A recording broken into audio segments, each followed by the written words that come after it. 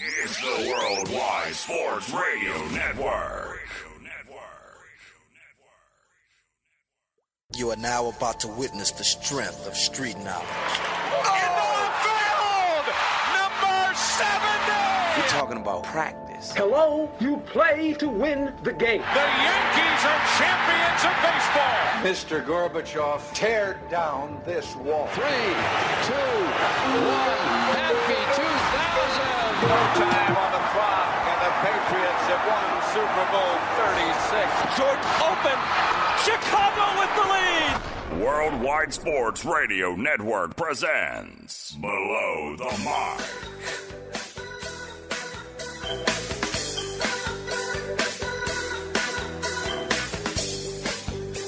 Hey, ladies and gentlemen, I don't know what this song is. I wanted to do something funny, but obviously I'm a funny joke. I'm sitting right next to the biggest joke of them all, Speedy, right over here.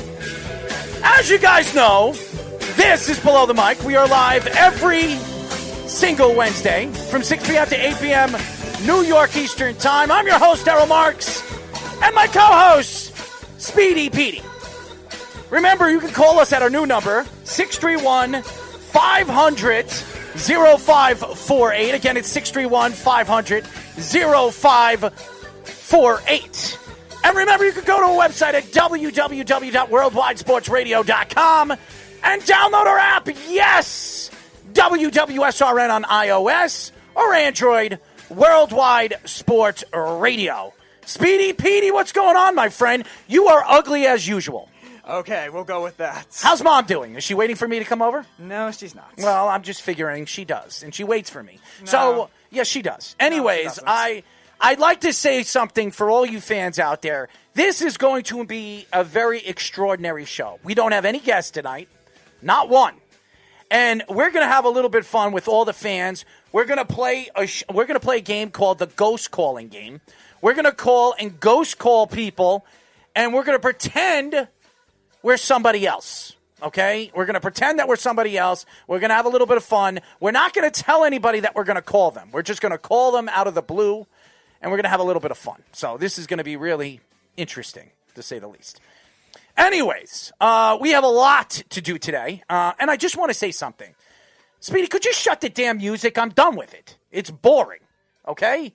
It's really terrible. Anyways, we have a lot of sports to talk about today, but I will say this. There is so much going on in the world. There is so much going on in the world. Funny things, ridiculous things, other things that you don't want to talk about. Speedy wearing no underwear today on the show. No, not. Yes, he's not wearing any. He's not wearing any underwear on the show. No, I'm telling you that right now. I'll be honest. There were some shows I wasn't. I was still in my pajamas. Wait a second. So you weren't wearing any underwear under your pajamas? Nope. So wait a second. I was actually sitting next to you. No. When I was home, I'm talking about. Oh, so you go butt ass naked when you go under your bed, under your covers? No, I said I had pajamas on. Well, I sleep. I do sleep naked. Okay. Sometimes. No, I don't like that. Why not? Because I always get itchy whenever. The silk covers and the nice fragrant smell going under the covers, butt ass naked. You don't like that? No, I always get itchy when I go to sleep without a shirt on or pants or something like that. So you don't wear any shirt. You wear shirt. You wear a shirt when you go to bed. You wear pajamas. That's what you wear. You don't go butt ass naked without a shirt or anything. I've done it without a shirt before, but it's only like when it's really hot. Hold on one second. Wait a second. I'm lost here. I'm a little lost. You actually, when you go in under your covers, you go into your bed. Yes. Okay. You decided you do not wear you decide not to wear, or you do wear a shirt when you go to bed. In 95% of circumstances, yes. And there's no reason for it. Maybe you have big nipples. What is it? No, it's because if I don't wear a shirt for a long time, my back gets itchy for whatever reason. So your back gets itchy. Yeah. So you go in under your covers because you don't want to wear. You have to wear a shirt. I keep saying you don't want to wear a shirt, but you have to wear a shirt, and because you are afraid that it's going to be itchy. Yeah. Well, no, I'm not afraid. Does your balls itch when you wear boxers to briefs? I haven't done that kind of study, so I don't know. So you haven't. So what do you wear? Besides your tidy whities that you wear? I do not wear tidy whities. You wear tidy That I whities, will ladies and confirm gentlemen. for sure. Speedy Petey wears tidy whities. Okay, but nevertheless, when you go into your bed and you decide not to take off your shirt or your underwear or sleep, and we all know you've never slept next to a woman because you're a virgin, right? But also keep in mind, I'm not going to fall asleep in the same thing I'm wearing now, though, either. It's all different. So we know that he does not like to sleep butt-ass naked. No. He has never slept with a woman under his covers. Okay. Are we right? Yeah, we know. Oh, we don't know that. People over here don't know this. Okay, fine, whatever. You wear tidy whities. No, I don't. Yes, you do. That is a conspiracy theory made up by you. No, there is no conspiracy theory. There is absolutely a theory that this guy wears tidy whities. Okay, so. And it is false. It is true. It is absolutely false. True. But, anyways, so we have Speedy Petey, who actually took a ferry over here. Right after the ferry, he came right over here to do the show, set up the show, and I find out we have no guest. This is the first show in a very, very long time that we haven't had a guest. So sitting next to this man who doesn't like to sleep without any clothes on, doesn't like to sleep with women, and likes to eat sausages, right? Yes. What kind of sausages do you like, Speedy? Spicy ones. Spicy ones. How thick? Thick.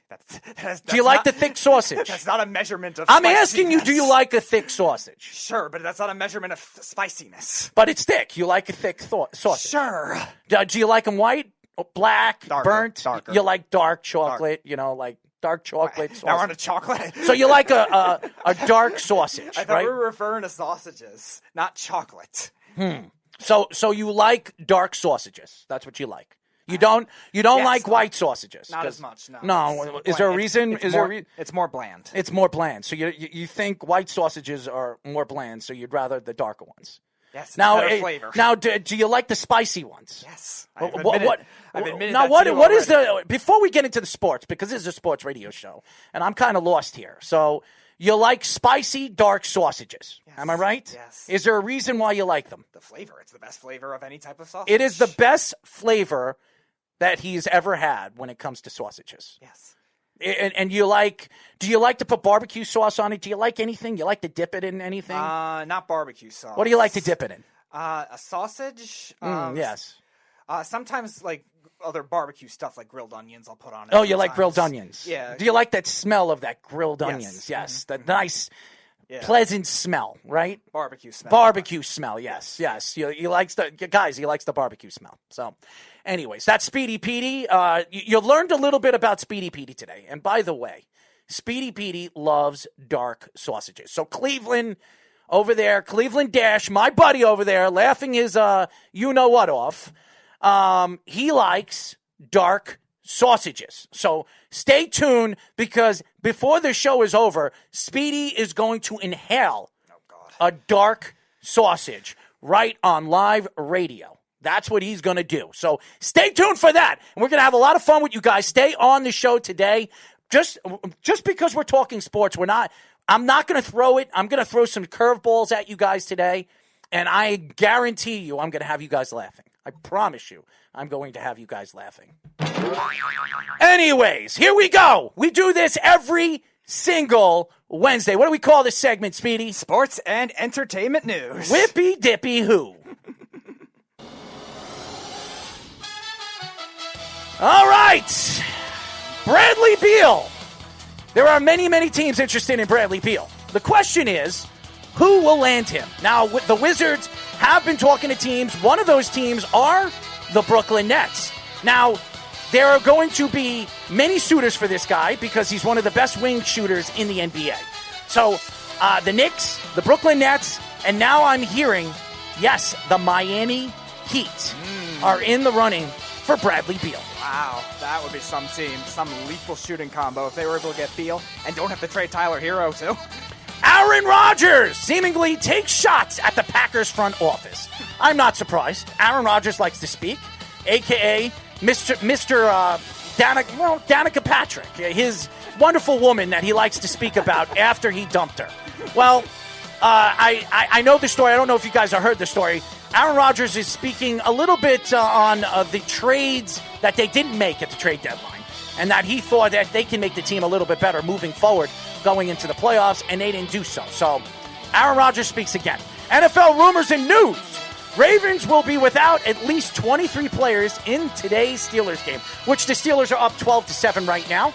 In I think it's the fourth quarter, right? They just started the fourth quarter. The fourth quarter, and it's a sloppy game. So you can see that both teams haven't been on the field in a very, very long time. Roger Goodell speaks on possibilities of the NFL using a playoff bubble like the NBA.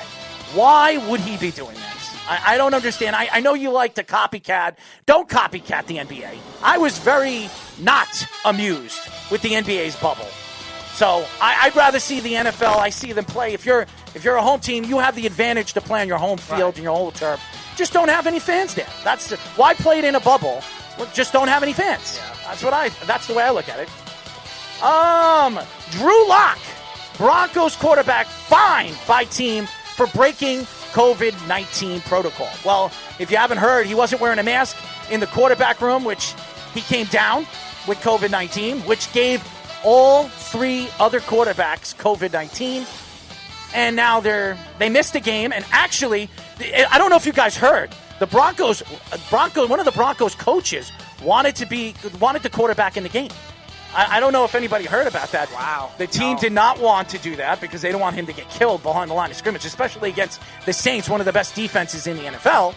So they had an ex-running back playing quarterback, which made absolutely no sense. So shout out to the Broncos and Cleveland Dash's team. NBA rumors and news. Warriors could land James Harden for 3 players and 2 first-round draft picks. Do you do it, Speedy? Which players are we already talking about here? Because James Harden's basically the same thing as what they have already, so I don't know how worth it that would be. Well, he's a wing shooter, which they're missing with Klay Thompson. So they add another wing shooter for 1 more year. That's giving up a lot for a guy that's only under 1 more year under his contract. I wouldn't do it.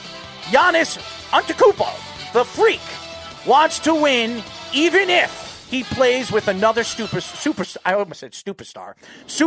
or 2. So what do you think about that? Obviously, he wants to win. I mean, I want to win. I want to smack Speedy in the back of the head. I just did. I like to win. Anyways. LiAngelo Ball. Yes, LiAngelo. It's not LaMelo. It's LiAngelo. LiAngelo Ball, 1-year deal with the Detroit Pistons. How long do you think he'll last? 2 games. None. Not that long, ladies and gentlemen. Marcus Morris leadership attempts with the Clippers resulted in a heated argument with Zubac. Well, what do you think about that? Not surprising, knowing the way the Morris brothers are, for sure. The Cavaliers could land Russell Westbrook for Kevin Love. Do you do that? Why would the Cavs be in the market for Russell Westbrook? That really doesn't make any sense at all. I have no idea. MLB rumors and news.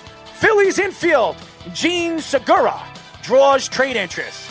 What do you do, Speedy? Why is he always on the move? He's a good player. He's been up and down throughout his career, but he's a good player. This is, I think, the 5th time he would be traded. That's kind of crazy to think. Very surprised about this story. The New York Yankees tender an offer veteran catcher Gary Sanchez. You like that? Wow. All right. Maybe you're right. Maybe they're trying to tender him and trade him. I think they're going to keep him for this year, and I think they're going to move him at the end of this year. You want him to bounce back, sell high type thing? I think so. Yeah, that would be smart. Try to get as much as he can for Gary Sanchez. Right. NHL rumors and news. Gary Bettman says January 1st start of the NHL season is a work in progress. Speedy? Yeah, not surprising. I think there were already some, I think it was the Maple Leafs had some players that tested for COVID already, so it's definitely going to be quite an obstacle. We've heard divisions that have been trying to be realigned so they don't have to travel as much. So, yeah, I could see it being pushed to maybe February or March. Evander Kane responds to Logan Paul's comments of a boxing match. Yeah, here's what I'm going to say about Logan Paul. I'm going to say this on national radio. Any day, any time you want to get into a boxing ring with a real boxer, a real guy that'll whip your ass, and I'm not talking about Nate Robinson, where you knocked him out in the 2nd round. I would be gladly appreciated that you reach out to me because I would love to whip your ass, you big mouth asshole, okay? That's all I'm going to say about that. And the Seattle Kraken staying patient with coaching search. GM Ron Francis says. What do you think about that? I mean, yeah, we saw a lot of coaches surprisingly fired this year, so I could see why that it would end up being the case. Peter Laviolette's obviously off the market now, but Gerard Gallant's still available, who just got fired by Vegas. So that could be somebody they could be looking at too. And there'll definitely be more throughout the season as well. So I'm not surprised at that for a new team like that. A new team with your favorite name. Who's that? The Seattle Kraken. I can't stand that. By the way, that's it for entertainment and sports today. I will say this. Whoever names their teams the Seattle Krakens, it makes absolutely no sense. I mean, what was the name that the Seattle Grunge? I mean, yeah. Grunge rock came from Seattle. I mean, we should have a vote. We should all have a vote. Shout out to Cleveland Dash over here, a.k.a. the DJ, a.k.a. the DJ man. He's on listening to the show. Big Broncos fan. It's fight night. I pay to see that. Okay, so Cleveland Dash would pay to see me and Paul fight. I would love to fight Paul. I would love to fight him. By the way, I feel so bad for Nate Robinson. I really do. Because people have been taking shots at him all over social media. All over social media. And I understand that, it's boxing. It was supposed to be fun. It was supposed to be an exhibition fight. Nate Robinson had no business walking into the ring with this guy. He had no. First of all, Paul has been boxing for over 5 years. He's had a professional boxing match before this fight. He's now 2-0 as a professional boxer. Now he's calling out Conor McGregor. Soon he'll call out George Clooney or I don't know, Pat Benatar. I don't know who he's going to call out. He's going to call out somebody that he can sell tickets or sell whatever he wants to sell all over his YouTube channel or whatever the hell he does. I didn't even know who he was until somebody told me he was like a YouTube sensation. The guy's a moron. Okay, an absolute moron. A matter of fact, wow, wow. That's the way I feel about him. All right, bomb chicka chuck wow wow. Whatever I'm not even going to say it. But I will say this: when you put yourself in front of the press and you want to sell something, you want to put yourself out there and you want to throw yourself under the bus like Nate Robinson did, you deserve to be attacked. But the way the social media world is attacking this guy after he completely got flat out knocked out. He was, and it's so seemingly funny because he was wearing the colors of the New York Knicks. And anybody who watched and looked at the shorts that he was wearing on national TV, on national pay-per-view, it was New York Knicks colors. And it's so funny to see an ex-New York Knick get knocked the hell out. Because I'm a New York Knicks fan, and the Knicks always get knocked the hell out. Not only in basketball, but, in the real world. So, I know, and by the way, CJ DeSimone, you're going to get a rant. Don't worry. There's a lot of ranting going on today. So, there's a lot. And I am going to attack New York sports. A matter of fact, my first subject and my first topic I want to get into today is Kevin Durant. Yes, basketball, ladies and gentlemen. Basketball is a week and a half, 2 weeks away. Obviously, everybody's talking about Christmas Day, and the NBA wanted to bring basketball back to the fans. Not the Knicks fans, because the Knicks fans are just absolutely terrible and horrendous, and we already know what's going to happen to the New York Knicks this year. But Kevin Durant, yesterday was press day, and Kevin Durant was asked about the James Harden situation. And he says that I have not spoken to James Harden about joining the Nets. Of course he didn't. Of course he didn't. Kyrie Irving, we heard as it kept moving along in the offseason a year and a half ago, we heard that Kyrie Irving and Kevin Durant were talking with one another. And not to play with the Brooklyn Nets, but to play with the New York Knicks. But everybody, the story's coming out that Kevin Durant didn't want to play for the Knicks. And Kyrie Irving was always wanting to be a Brooklyn Net because he grew up a New Jersey Net fan. Then, the New York Knicks didn't offer Kevin Durant a contract. And he decided to go to Brooklyn with Kyrie Irving. Now, Kevin Durant missed the whole season with his Achilles, and he sat out. He didn't want to join the team when he had the opportunity to join the team in the playoffs. He decided to stay put because he wants to prove to the Net fans that New York sports and New York basketball will lie in Brooklyn. Now, yesterday, it really pissed me off. okay? Because I am so sick and tired of listening to Kevin Durant talk. All we hear over the offseason, Kevin Durant with his stupid Twitter feeds, he's got like 6 of them. Kyrie Irving with his disgraceful attitude, and he thinks that the world is flat or the earth is flat. You have stupid people in the NBA like Steph Curry who thinks that we never stepped on the moon. I mean, just think about it. These guys are multimillionaires, and they're stupid. Dumb and stupid. But what irks me more about the press conference that Kevin Durant had yesterday was the fact that he thinks that New York fans and New York people are stupid. He actually thinks we're dopes. And maybe some of us are, because I've met a lot of dopey people in this world. A matter of fact, some people, if you know me, would probably think I was a dope. But Kevin Durant says that him and James Harden, even practicing and working out together, never spoke about him joining the Brooklyn Nets, which I think is a crock of you-know-what. Players talk with each other too much under the table that we don't know about. It's not like there's no tampering anymore. You know, I sit around and I can sit on this show and I can dance around and smack Speedy in the back of the head like I always do. And if you guys don't watch Snapchat, definitely check out our Snapchat. Actually, what is it? Worldwide Sports Radio? No, it's Sports on the Go 1.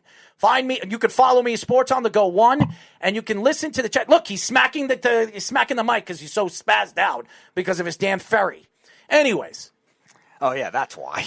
Okay. Well, you're an idiot. Not the first 5 minutes of the show. You're a lost cause. You really are a lost cause. You're talking about dark sausages that you like to eat and the spicy sausages that you like to eat, and you don't like to go butt-ass naked under the covers, which is really, it's weird. It's absolutely weird. Every single guy, even women on this show that watch this show, will tell you that most of them probably sleep butt-ass naked. But you don't. Okay. You don't. Good. I'm one of Are you an alien? Is that what you are? Maybe. You look like one. Anyways, it bothers me so much because I watch NBA. I love the NBA. I grew up an NBA fan.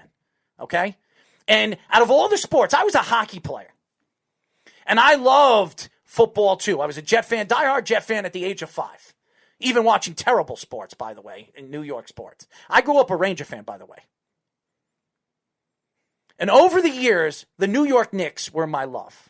Always. Always. Patrick Ewing, John Starks, Xavier McDaniel, Anthony Mason. The New York Knicks were the you-know-what in New York. The problem with New York sports today is not the fact that we're just run by bad organizations. You talk about even the Brooklyn Nets. Who trades or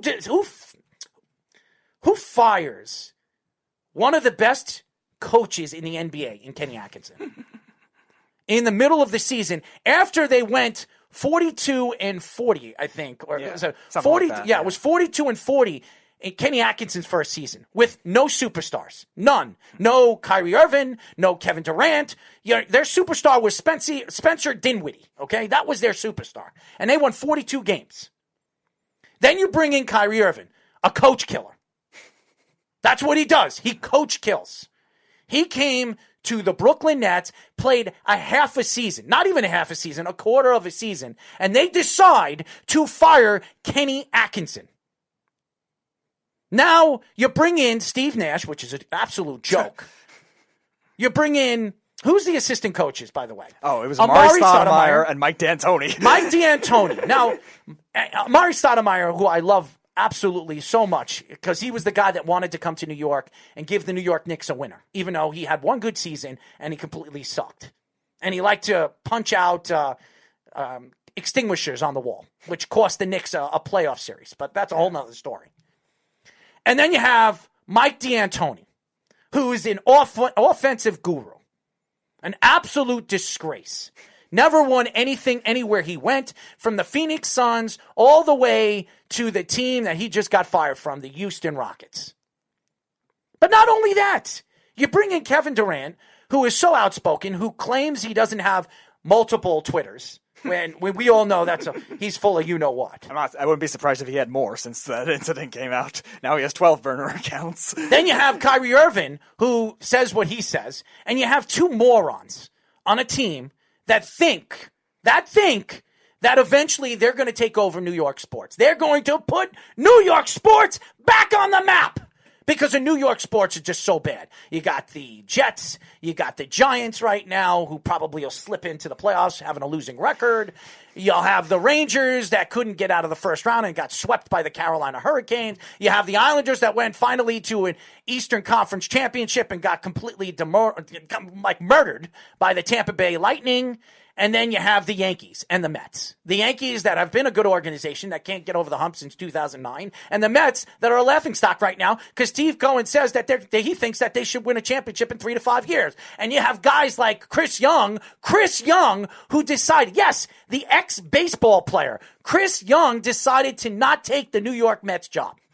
The Mets had both Chris Youngs at the time, and they were both terrible when they were there. And by the way, shout out to John Ferris, all the guys that are posting up things. I just have to get this out because I'm so disgusted with New York sports right now. I look at basketball as a complete joke. You have the Brooklyn Nets with the two clowns over there in Brooklyn. And then you have the New York Knicks, run by Tom Thibodeau, which I love. You bring in Leon Rose. I love what the Knicks are doing. I really do. I love what they're doing. Until the press conference. Now, I love R.J. Barrett. I really, really do. I think R.J. Barrett is going to be a star here in New York. I think he's going to be a superstar. And I understand he's upset. He's upset that he didn't get the opportunity to make the all-rookie team. And he says that's fire in his eyes because it pissed him off all offseason that he didn't make the all-rookie team. Let me tell you something, RJ. Half the guys that make the all-rookie team become nothing in the NBA. You should not be worried about making the all-rookie team. You should be worried about making the New York Knicks a better organization. Right, especially in this kind of year. Zion was great when he played, John Morant was great, and Tyler Hero was great. And then who's the next one? Big drop-off after that, really. And listen, I understand. I'm upset too. I can tell you stories about me and the opportunities I had in professional sports, and I decided to be an idiot and decide not to go back and work hard and put the time and effort into what I should have been doing when I hurt my knee. But that's not even it. When you talk about New York sports, and we will get into the Jets and the Giants in just 1 second. You go back and forth, and it becomes a laughingstock. I laugh at it. I come on this show every single Monday and Wednesday, and I do the Weekend Crunch on 103.9. I come on these shows to laugh at New York sports, not to push New York sports in the right direction, to laugh at it, because it's a complete joke. It is a joke. And I love what some of these teams are doing. I love what the New York Mets are doing. I really do. Steve Cohen, the money that he's going to throw in, they bring in May, the relief pitcher from the Twins. It makes a lot of sense. They had some bullpen help, which I said they needed. The Yankees decided to bring Gary Sanchez. I don't know what the hell the Yankees are thinking in their heads, but they decided to bring Gary Sanchez back. They should be worried about DJ LeMahieu, not worried about Gary Sanchez and bringing him in with arbitration. But we're not even getting into that. When you talk about Steve Nash coaching the Brooklyn Nets, and then Kyrie Irving at the press conference yesterday saying that we don't have a coach. We don't have a coach. So let me get this straight. You hired Steve Nash to be your coach. You bring in Mike D'Antoni to be your assistant coach. You bring in Amari Stoudemire to be an assistant coach. But you don't have coaches. So what do you have? Apparently he's the coach. Obviously, that's what they're trying to tell you. Kevin Durant and Kyrie Irving will be calling the plays on the court. Steve Nash is just going to sit there and twiddle his thumbs, getting paid all the money he's going to get paid, $3-4 million. Mike D'Antoni sits on his ass like he did over there with the Rockets and do absolutely nothing and push the offense back and forth up and down the court. And Amari Stoudemire will just stick his thumb up his ass and twizzle on it or whatever the hell he's going to do with it. This is a joke.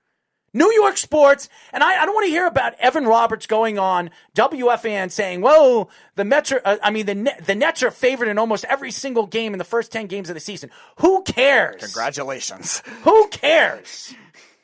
Who cares? Nothing means anything in the regular season. If the Nets don't make the playoffs, they're a laughingstock. Oh yeah, easily. And he's so happy that the Nets are favored at Christmas Day by 1 point against the Celtics. The Kemba Walker-less Celtics. Irvin has been a cancer everywhere he's gone. Everywhere he's gone. From the Cavaliers to the Celtics and now to the Nets. And I promise you guys, Kevin Durant, you could put James Harden on that team with Kyrie Irving. They're not winning nothing. Because you have a bunch of ball hogs, a bunch of guys that need to control the ball and shoot the ball. And it's just completely utter ridiculousness to come out and say on national radio, putting it on national radio and saying, we don't have a coach.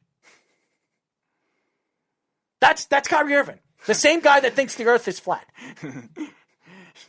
Maybe he thinks the basketball court will be round. And Thibs, I love what Thibs said yesterday. He said he said the whole when the press asked him, what did you think about R.J. Barrett saying what he said about not making the all-rookie team? He says, nobody cares about making the all-rookie team. Everybody cares about winning. So you know what R.J. Barrett should be doing? He shouldn't be worried about making an all-rookie team or making an all-star team. It's called winning championships. We are here in New York, okay? The last championship we have seen in professional sports, I'm talking about the major sports, was in 2011. That was the last time we've seen a championship. You talk about the Boston sports, the Boston Bruins, the Boston Celtics, the New England Patriots. All those sports, the Boston Red Sox. The Boston teams, and I know all you fans out there that are listening to the show, most of you New York fans, you can't stand Boston. But you want to know something? Boston sports have done more things in the last 10 years than we'll probably see in the next 30. And I am so disgusted with New York sports. Now, I want to get into the New York Jets and the New York Giants.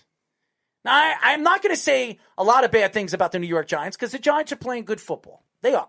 They're playing good football. They haven't beaten anybody good, but they're playing good football. They beat the loneliest Bengals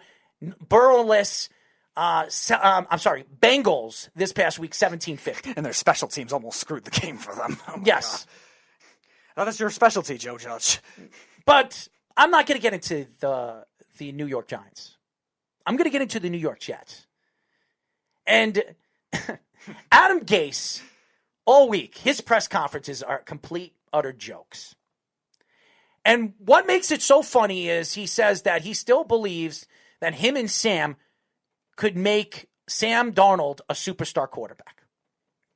Now, I'm sorry, and I'm one of the biggest Sam Darnold supporters when he was drafted. I loved Sam Darnold. I loved the pickup. I loved the pick when he fell to the New York Jets all the way when he should have been drafted by the Giants and he should have been drafted by the Browns. Not Baker Mayfield. Saquon Barkley should have not been drafted by the New York Giants at number 2. I'm sorry you don't draft a running back as your second pick when you have a lot of other deficiencies, including the quarterback position.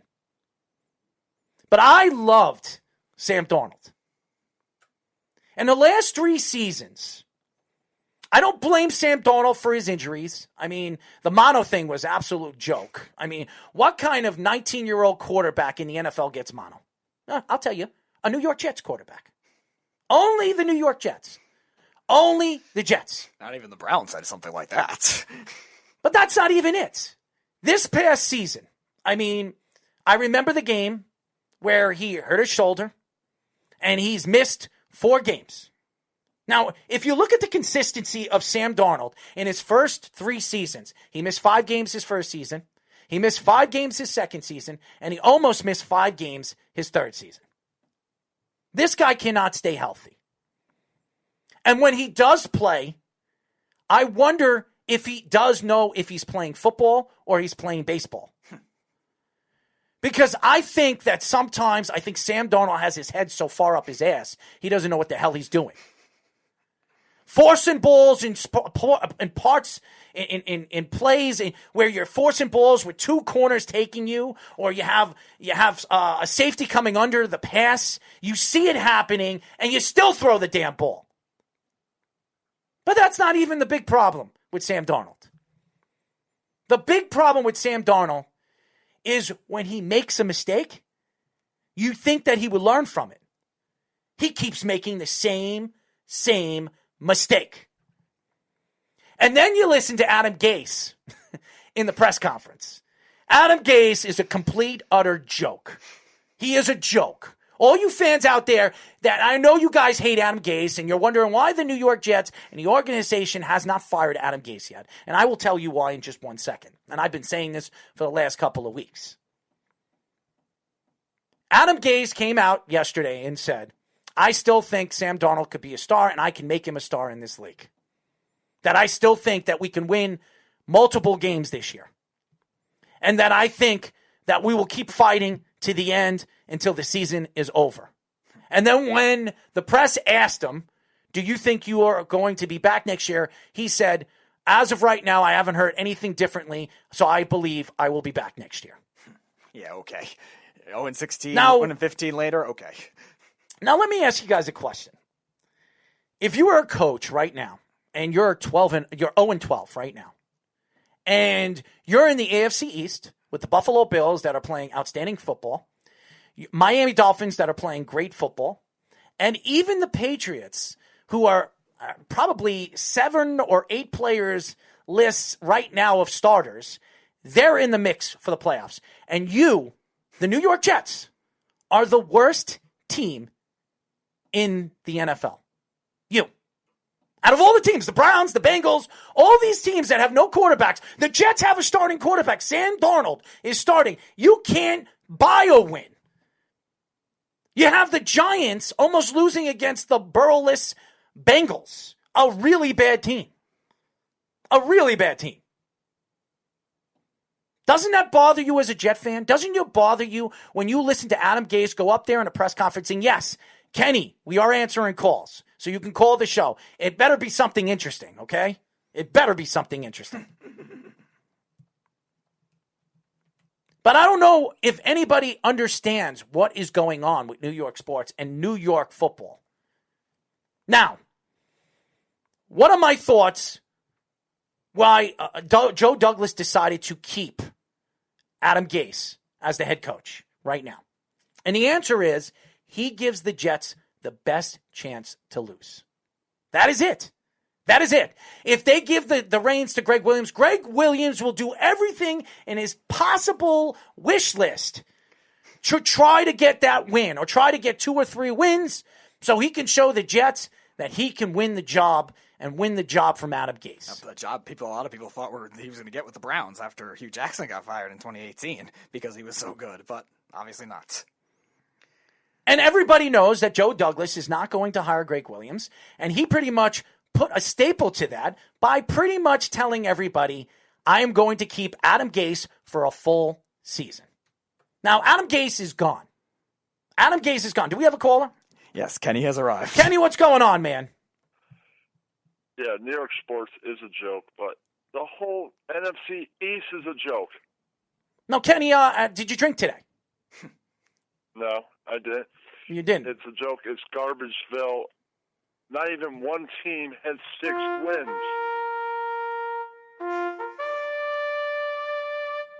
That's the way I feel of New York sports. It's dead. It's dead. It is absolute dead. And I know you're looking, we can go back and forth. Hey, the Giants right now are a playoff team. The Giants could actually make the playoffs with a losing record. The last team to make the playoffs with a losing record was the Seattle Seahawks. No, it was Carolina. Was it Carolina? Yep, 2014. Yeah, this is every year. When was it? When was it? 2014, Carolina. Dallas, I thought it was Seattle. the Phillies. Go ahead. Go ahead. Washington, either one of them can make it. And they're just going to get rammed by the next up-and-coming Super Bowl team. I mean, that's not guaranteed, though, Kenny, because both the Seahawks, who Errol just mentioned, and the Panthers both won their playoff games the first round. So that's not guaranteed. And Errol has said this many times, too. The Giants played tough against a lot of those wildcard teams so far, Tampa and the Rams, who are in that spot at the end of the week. They played tough against both of them, so it's not going to be as big of a pushover. There you go. Take out in the next round. Well, it doesn't matter. Who cares? Who cares if the Giants make the playoffs or not? They're not winning anything. The fact is when you look at New York sports and where New York sports is going, it's not good. We just talked about the Brooklyn Nets. The Brooklyn Nets aren't winning a championship with Kyrie Irving and Kevin Durant. They need another superstar. Now they're talking about bringing in James Harden. Is James Harden going to get traded from the Rockets? Probably not. The Rockets are not going to move James Harden when they're trying to bring in a new system, a new GM, a new everything. They're not going to just trade away pieces like Russell Westbrook right off the bat and James Harden for no reason. They're not going to do that because right now they're still in a playoff they still have a chance to make the playoffs in the Western Conference. So they're not going to just say, sayonara, James Harden. We're going to send you to the Nets. You know why? Because KD wants you. They're not going to do that. It's embarrassing. It's embarrassing when KD hasn't been in New York for more than 5 minutes and he's talking crap. Kyrie Irving hasn't been in New York more than 1 year and he hasn't done anything for New York sports except get a coach fired and he's talking crap. You got RJ Barrett, who I love very, very much, and I understand he's upset, and I understand. Cry me a river that you didn't make the all-rookie team, okay? Win games. Win games. And then you talk about the lonely, ruthless, terrible New York Jets, okay? An absolute joke to professional football. Coming out and Adam Gase saying that he is going to do everything he can to turn Sam Darnold into a star when he has made Sam Darnold a worse player in the NFL. And then you have the New York Giants in the NFC East, probably the worst division in professional sports, that are right now. It's a joke. Right now, they have 4 wins, and they're in first place in their division. They have 4 wins. Who would have thought, with 12 games into the season, that a team in a division would have 4 wins and would be leading the division right now? And the answer is no one. No one. Impossible. No one. And you know why? Because Roger Goodell's a moron. That's why. Roger Goodell decided to add the extra wild card team. Roger Goodell decided, or is deciding to think, to put the playoffs in a bubble, which I don't think is going to work. Yeah, if you're gonna make the 1 seed rewarded with a home field advantage, why are you all of a sudden contradicting yourself like that? The same Roger Goodell that was trying to sell his services so somebody can sit down and watch a Monday Night Football game with him, and we all know who won that competition. Yeah. The problem right now in New York sports is it's a joke. It's everything that you can laugh about. The problem with the Yankees have, they continue to try and work that thing that Girardi had. 3 starters. Guys, it's 5. Get it through your heads. It's 5. I don't really care because Gary Sanchez going to the Yankees isn't going to make a difference. The only thing that's going to make a difference for the New York Yankees moving forward is re-signing DJ LeMahieu. That's it. That's all. That's going to be the whole conversation. If he decides not to go back to the Yankees and he decides to take a bigger contract somewhere else, the Yankees are screwed. And the New York Mets, you'd have to be happy for the New York Mets. Steve Cohen speaks out. He says his piece. He speaks his piece, and he eats a sausage like Speedy. Because nobody wants this GM job. Nobody. Who would want the GM job when your new owner comes out and says, this is a 3 to 5 year process, and I plan to win a championship? What new GM, like even Chris Young, what kind of player, ex-player, would like to come into a position where you're going to be pressured to win a championship in 3 years? Please don't have an ex-player become a GM, too. It almost was Chris Young. I know. When I heard Chris Young was the leading candidate for the position, I was like, holy. I mean, I'm surprised Hill's not the leading candidate from the Marlins. Maybe he didn't want the job. Maybe he told Steve Cohen that he didn't want the job. But Sandy Alderson is running. He's running the show. That's an unrealistic goal because the Mets suck. Well, a lot of most of the teams suck in professional sports for New York. Okay, most of them. The only team that honestly has standed out in the last few years to be a decent team is the Islanders. That's it. I mean, I'm not saying the Yankees. The Yankees are always a decent team. They just can't get over the hump and win a championship. They just can't. Yeah. But anyways, Kenny, thank you for calling, bud. Thanks for talking, man. Absolutely. Kenny Rayner, a.k.a. Kenny from Upstate, a.k.a. Kenny the Boss. Yes. But New York sports has been an absolutely ridiculous conversation for sports. And I love it when you listen to sports radio out here in New York, when you listen to WFAN and you listen to ESPN, or you listen to CBS Sports Radio and all these radio stations, and you listen to all these guys talk about New York sports with a smile on their face, or just like to make fun of New York sports. I don't really make fun of New York sports unless I have to. The only funny thing that you don't have to make fun of New York sports. You just watch it. Jokes write themselves. The joke is right there, right smack in front of your face. New York sports is a joke. And then you have people, superstar players that come here to New York to try to throw down another team like the New York Knicks. And you have stupid people like Kyrie Irving thinking that the earth is flat. I mean, it's just utter ridiculousness. Next thing you'll know, basketball is going to be a diamond, apparently. I have no idea. I mean, to me, it's craziness. And that's why I look at professional sports and where professional sports is going here in New York. It doesn't matter who the GM is. It doesn't matter who the coach is. It doesn't matter who the quarterback is. It doesn't matter who the best player is. It doesn't matter who's on the banner in Times Square, okay? It doesn't matter. You know why? Because in my eyes, in the last few years, there's only two teams in New York sports that have done anything. And it's not the Rangers. It's not the Nets. It's not the Knicks. It's not the Jets. It's not the Giants. There's only two teams, the Yankees and the Islanders. Those are the only two teams in the last 5 years that have done anything for New York sports. Anything. And that's saying a lot. When we add the Islanders to the conversation, the New York Islanders, we're talking about the Islanders. The Barry Trotz, Lou Lamoriello era has been a success. It has been. But they still haven't gotten over the hump. They got disgraced by the Lightning in the Eastern Conference Championship. And they're now back trying to sign their big-time superstar and Matthew Barzal. They haven't even signed him. And again, you listen to the press conferences from Joe Douglas to Adam Gase to Aaron Boone, who sometimes is clueless and sometimes stutters because he doesn't know where his head from his tailbone. Okay?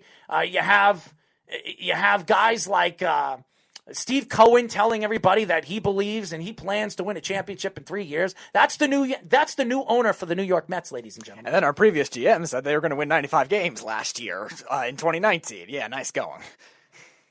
That's what we're talking about with New York sports, guys. New York sports. The best sports alive. You're talking about the Lakers. You're looking at all the LA sports, the Lakers, the Dodgers. They've won back-to-back titles in the same year. You talk about Miami. Yes, the Miami Heat. They didn't win anything. But they have gone further than any New York team has gone in the last 5 years. Actually, the last 8 years. You have the Miami Heat. Even the Marlins. The Marlins. A 60-win team. I mean, I'm sorry, not 60-win. A 60-game season. Derek Jeter traded away 4 of the biggest superstars in professional sports. JT Realmuto, Ozuna, Yelich, and Giancarlo Stanton. He traded all those guys away. And he went all the way to the playoffs with that young, no-name team. They won a playoff series, too, against the Cubs. What does that tell you about New York sports? It means we're taking the back seat while all the other sports are taking the front seat. That's what it is. That's what it's telling you. So I could sit here and make jokes and crack jokes and do sound effects. And eat an apple or whatever the hell I'm going to do on this show. It is an absolute mockery where New York sports is heading. Absolute mockery. That's why I played the Wiggles song in the beginning of the show. I think it's a joke. I think anybody that sits here on our network to think that, when they talk sports and they don't think that New York sports is a joke, that's why sometimes if you listen to my show, I go off topic. I don't ever want to talk about New York sports. You know why? Because every time I talk about it, I got nothing to say. What is there to say about New York sports right now? Besides that the Knicks and the Brooklyn Nets season is going to start in about a week and a half, and we're going to get to see 2 clowns play over there in Brooklyn. Maybe 3, because James Harden might be heading over there. And then the Nets will have no first-round picks for another, 10 years if they do that. And then you have the New York Knicks, who have been a clown organization really since Phil Jackson took over. They've been a clown organization even before that, but that's just a whole nother story. It bothers me as a New York fan. Kenny Rayner, John Ferris, all you guys, CJ DeSimone, all you guys that listen to sports radio, you love sports radio, you dream about sports radio, you live sports radio, you eat sports radio. Doesn't it bother you when you sit back and you think about all the sports that you've watched, all the crap that you have watched in the last couple of months, really the last couple of years, and just tell you, you know what, I'd rather watch a cow give birth to a baby. Truth. I sit and watch the New York Jets every single week. Every single week, I get a text message from all the Jet fans. All the Jet fans that follow me, all my friends that are Jet fans, telling me, this is the guy that you thought was going to be the future quarterback of the organization. This is the guy that you like to be the head coach when you decided between Mike McCarthy and him. Well, let's be honest. Mike McCarthy's doing nothing right now in Dallas. So And Mike McCarthy would not save this Jets team. No, he wouldn't. Nobody would save this Jet team right now. Not Bill Belichick would save this Jet team right now. This team is bad. This team is horrendous. And that's where we're going with New York sports. So I could be accustomed to talk and put a smile on my face about New York sports and say, hey, this is what we're going to be talking about today. When I'm on the Weekend Crunch on the Long Island stations on 103.9 every single Saturday, and me and Eric Coleman, who works for the New York Jets, sits here and he listens to me bash the same team that he works for. And he sits there and he takes it because there's nothing he could say about Jamal Adams doing what he did, Le'Veon Bell doing what he did, or any of the teams or any of the coaches or any of the players that we've had here for the last 15 goddamn years. It's a disgrace. An absolute disgrace. I'd rather take a dump and read the newspaper than watch the New York Jets play. Okay? Hey, guys, you know what I did on Sunday in the third quarter? I actually took a crap. I sat on a toilet reading the newspaper and not watching the game. I put the volume key up a little bit so I can hear what's going on, and then I just got disgusted, and I told my Google Chrome to shut it off, my Google Home to shut it off. I didn't want to hear it anymore. You saying commands to your Google Chrome. Better coaching than Adam Gase. And then CJ says at least the Rangers and the Yankees give hope. Why? Because the Rangers won the draft? I listen to Ranger fans all the time. It's a complete joke, okay?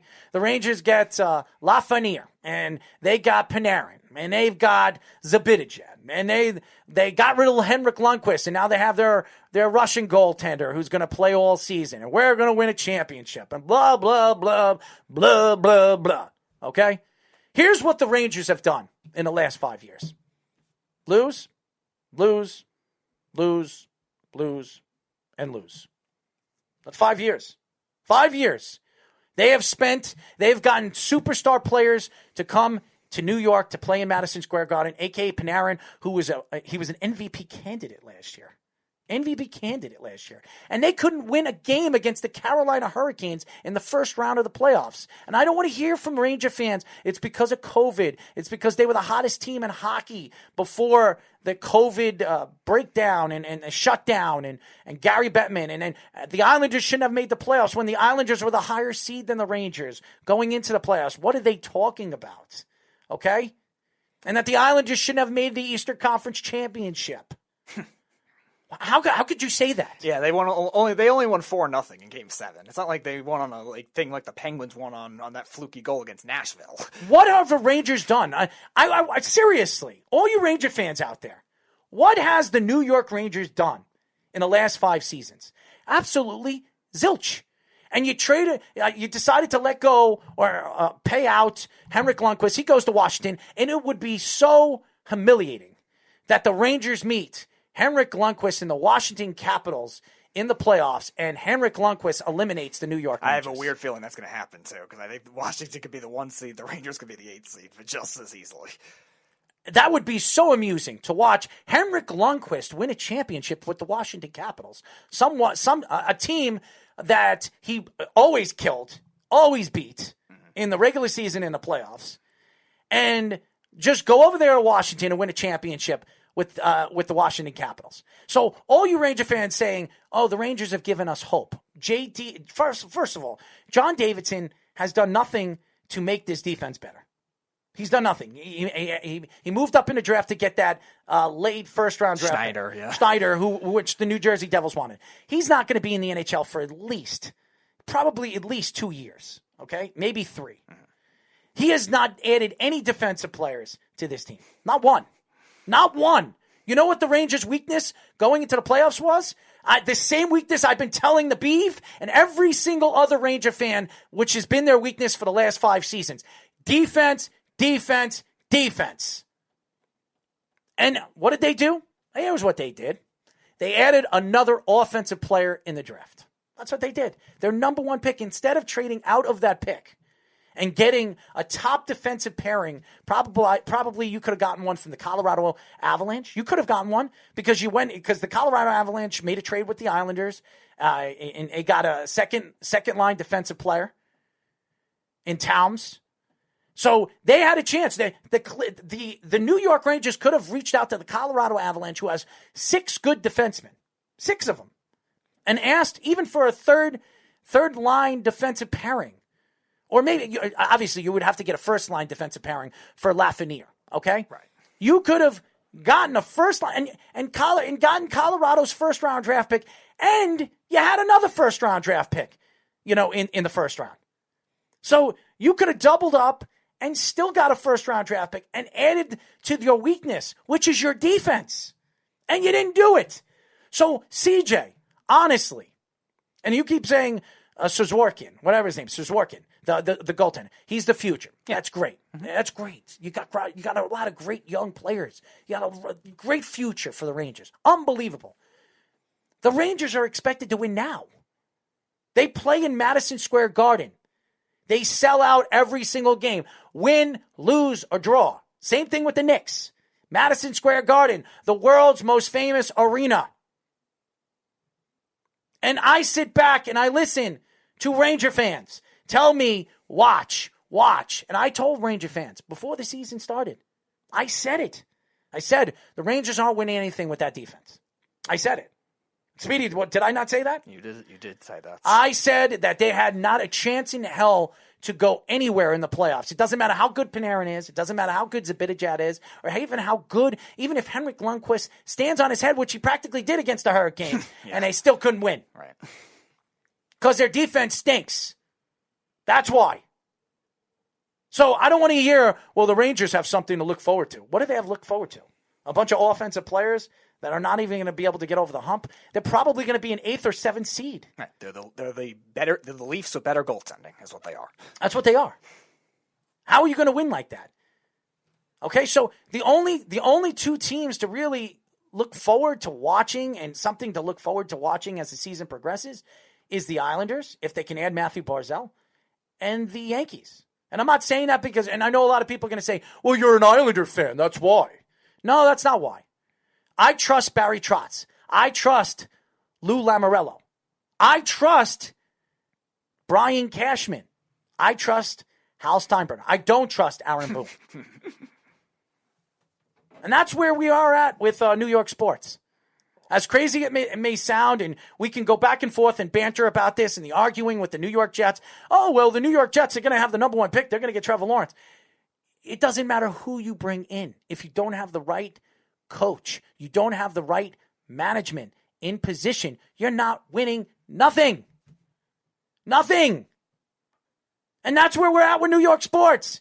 Not Ryan Hickey, not CJ DeSimone, not Carl, not Josh, not anybody on our network that can argue with me and tell me that the New York sports is in a perfect position for a New York state of mind. Because it isn't. It is garbage.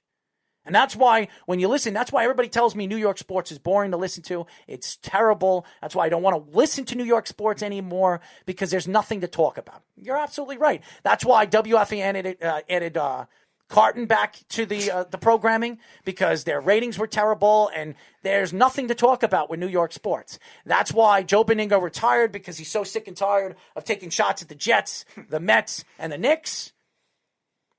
That's why the WFAN decided to bring in a clueless wonder in Maggie Gray and Mark Malusis to do their midday show, which is absolutely horrendous. And then Boomer Esiason and Greg Giannotti. Greg Giannotti was a good friend of mine. Shout out to Gio. But Giannotti doesn't know anything about sports. Nothing. So that's where we're heading, guys.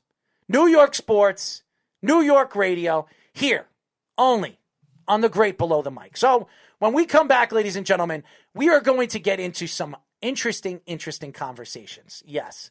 And we're going to play a new game. We're going to call this Ghost Recon. And it's going to be really, really fun. Definitely stay tuned for that coming up next here on Below the Mic. You're listening to the Worldwide Sports Radio Network.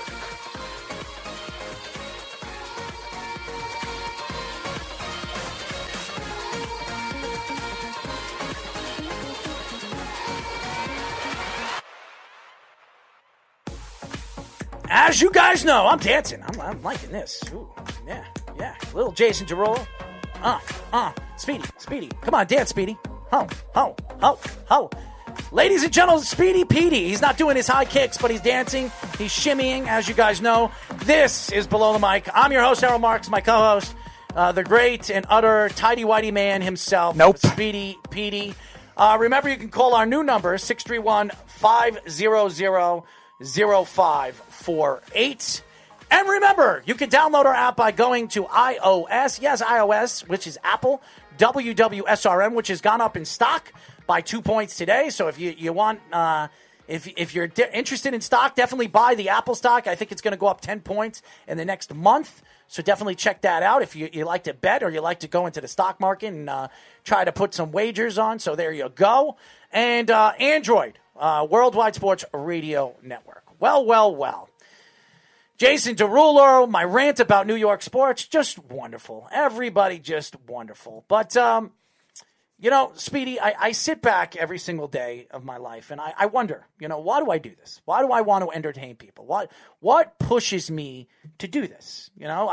I wonder it every single day of my life. I love talking sports. I love interacting with the fans and people that watch us every single day.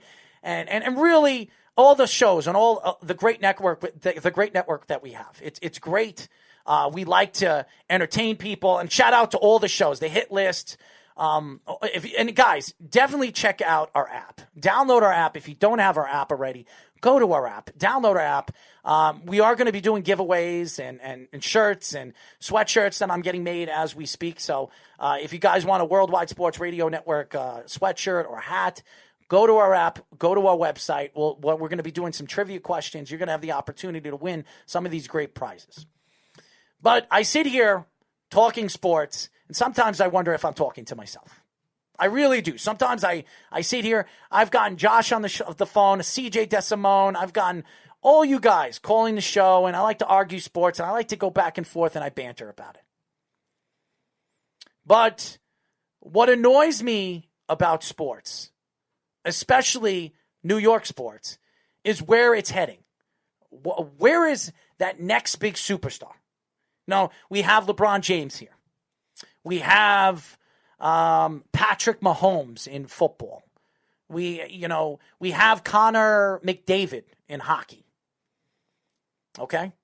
Where is that next superstar coming from? And why hasn't that next superstar come from New York? Why hasn't that next superstar play in New York? Now, we all thought it was Aaron Judge. That's what we thought. The guy can't stay on the field. Now you have Kevin Durant here, who was arguably, quote-unquote, the second best NBA player. The second best. That's what we hear. He's the second best NBA player. And that goes into this topic. the NFL, week number 13. It's a crazy transition. It's a crazy transition. So coming, the Raiders coming to New York, a lot of people will go back and forth and probably say the Raiders are going to kill the Jets. They're going to destroy the Jets. People thought that last year, and they lost 34-3. And that's what worries me about this particular game. It worries me because the Jets have nothing to lose. The Raiders have everything to lose in this game. Everything to lose. And the Jets have nothing. Nothing to lose. Everything to gain on this. In somebody like Adam Gase's eyes, he has something to gain. Not for the Jet fans. We have everything to lose. But it bothers me when you look at this game, John Gruden losing against a terrible team last week. Not only they got destroyed, 43-6. Okay, you got killed by one of the worst teams. I think right now, if the season were to end, they'd be drafting at number 4. I think number 8 or something like that. Is it? I thought it was 4. Yeah, because they're now a 4-win team, Atlanta. So. Oh, did they win? Oh, yeah, that's right. Well, going into that game, they were 4th. I think they were drafting at 4. Okay. To me, this scares me. Anybody that's not scared about this, any Jet fan is going to sit here and honestly tell me they're not going to worry about this game, going into this game. This is the game that stood out to me. I didn't tell anybody this. It wasn't the Patriots, because the Patriots are going to beat the Jets. Bill Belichick will never let the Jets beat him, especially with Adam Gase. Okay? Adam Gase hasn't beaten Bill Belichick since he's taken over the reins of the New York Jets. Yeah, he won his last game. He won with the Dolphins with the Miami Miracle. But beyond that, nothing.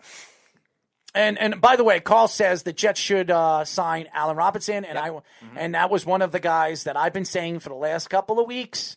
That's the guy. If I were the New York Jets, I'd be gunning for Allen Robinson right at season's end. I absolutely have him on the top of my list of free agents. Absolutely. He is the best wide receiver available this offseason. He is I would say a top 10 wide receiver in the NFL.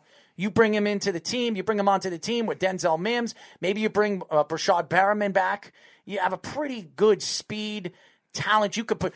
What's great about Allen Robinson is you could put him in the slot. You could put him on the outside. He could play both positions. He's very, very good. And you have Jamison Crowder. So you might not even have to go after a wide receiver in the draft next year. You know what's crazy to think, too, is Allen Robinson, if he signs with the Jets and the Jets draft Trevor Lawrence or Justin Fields, that might be that'll be the best quarterback he's ever played with in his whole career. Yeah, but also that's a pretty good deadly offense. Yeah. I mean, if you look at it, you keep Rashad Perriman, you keep Denzel Mims, Jamison Crowder, and you bring in Allen Robinson, that's a pretty good for them. You have 4 guys that you can throw the ball to. You can get the ball to. And all 4 of them can go deep. All of them. They're all fast. They could all go deep. So, but that's wishful thinking. That's not going to happen. Anything with the New York Jets is not going to happen, okay? Because the Jets have always screwed things up. The only thing Joe Douglas has done right so far is this year's past draft.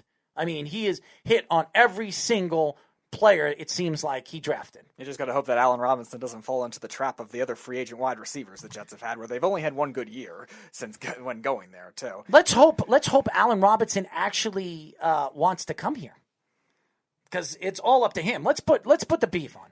Let's put the beef on. I'm sure the beef has something to say. Maybe he's going to tell us that Ezekiel Elliott could play behind the Jets' offensive line. The Jets' offensive line and have about 2,000 yards. What's going on, Beef? What's up, my friend? How are you? How are you, my friend? Good. I'm all right. Living a dream. Oh, it's a nightmare. Living here in New York is a nightmare. Wait a minute, Beef. Are you really quoting Jeff? What's that? Are you really quoting Jeff using his phrase, living the dream? He don't exist, so that's fine. Well, he doesn't exist to you.